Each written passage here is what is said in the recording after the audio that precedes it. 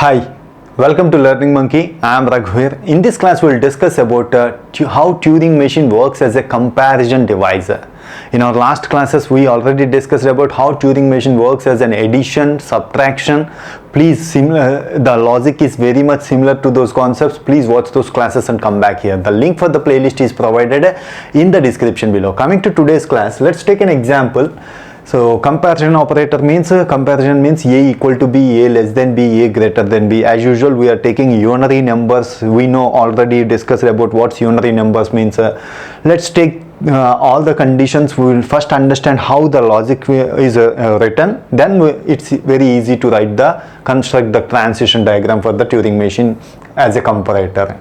A equal to B, A less than B. First we will understand these two conditions.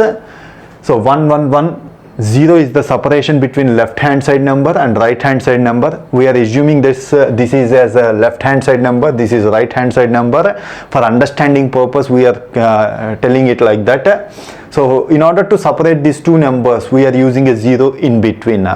So 3 ones is there, means the A is equal to 3, B is equal to 3, this is equal to, both the numbers are equal. So what we do here, how we start from here, we will start from this one. Whenever you see 1, convert it as x. This is the logic we will follow. So 1, convert it as x. After that, the first one in the second number means right hand side number should be made x. So after this one, you move right side. You may found ones. 1, 1, keep right. 1, 1, keep right. Whenever you found 0 means the left hand side number is over. We moved away from left hand side number. Whenever you found 0, after 0 you have to find 1. Until you find 1, move. So for the first time we will find 1. So we will convert it into x. Now we have to move back and convert the second one as x. Now we have to move front and convert the second one as x. Like that we will do. That is what we will do.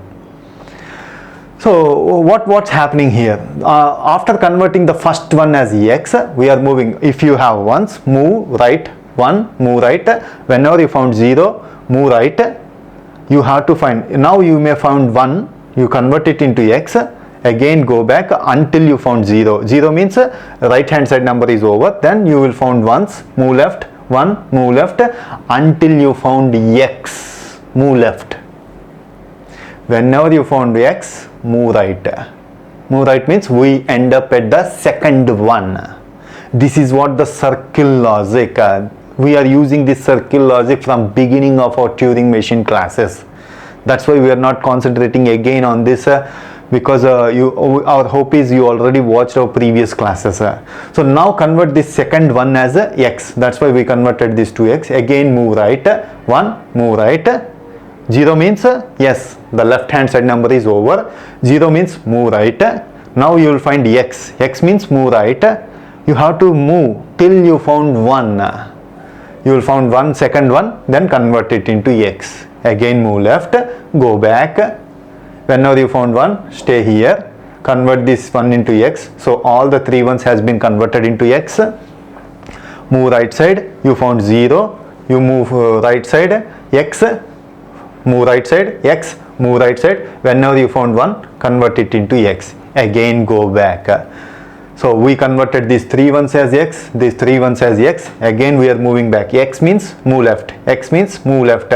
0 means yes, move left. Thus right hand side number is over. Again move left. But we have found x, we have to move right. We end up at 0. So in the beginning, if the first logic, if you found 0 means this is the condition you have to understand. Whenever you found 0 means what's the condition? Left hand side number is over. Now we have to check for 2 conditions. On the right hand side, if there is no 1 means both the numbers are equal. See, if A less than B, 4 numbers are there, 4 ones are there.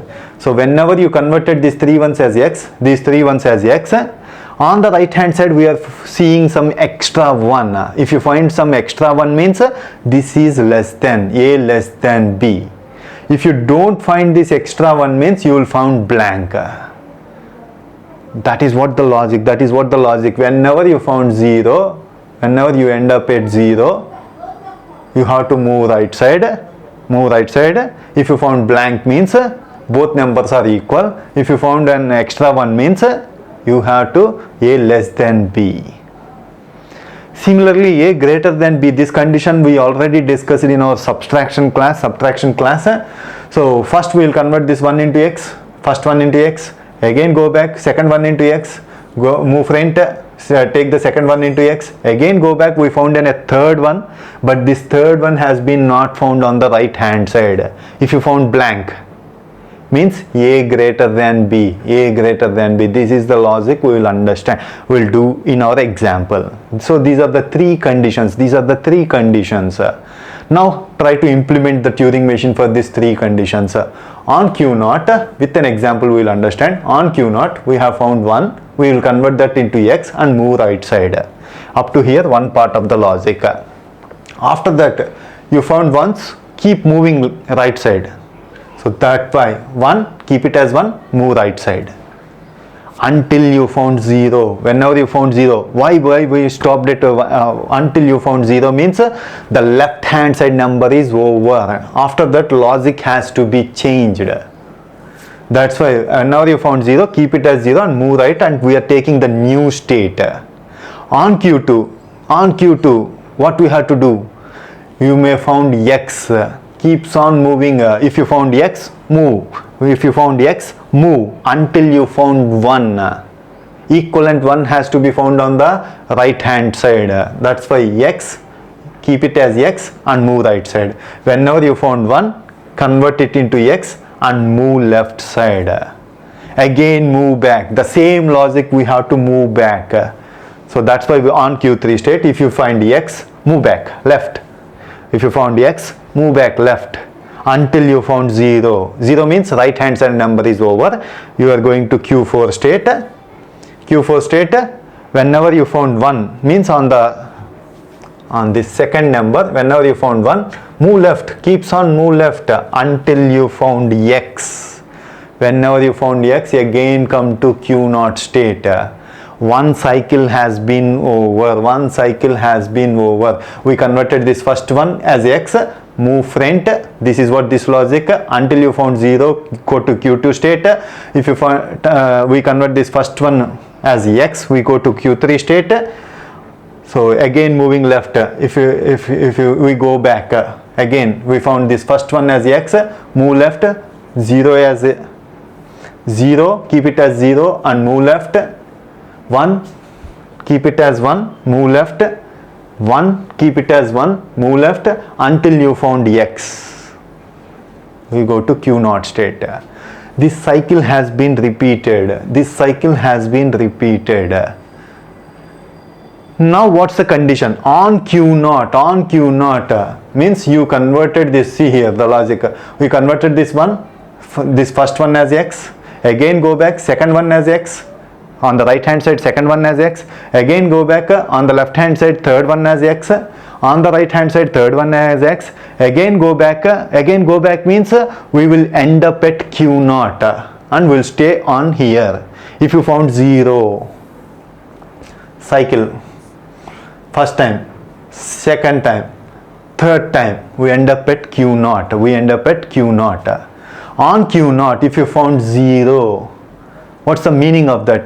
Left hand side number is over. What's the logic we have discussed? That if both are equal to means we have to move to the right hand side number. If you found at least one, a less than b. If you find blank, a equal to b. So whenever you found 0, keep it as 0, move right. On the right side, see here. On the right side, you go till the end. X, move right. X, move right. X, move right. If you found blank, a equal to b. But in this case, if you find an extra 1, a less than b. That is what the logic says. On Q0, 0, keep it as 0 and move right. After that you will found x, keep it as x, right side, keep it as x, right side, keep it as x, right side. If you found 1 means a less than b.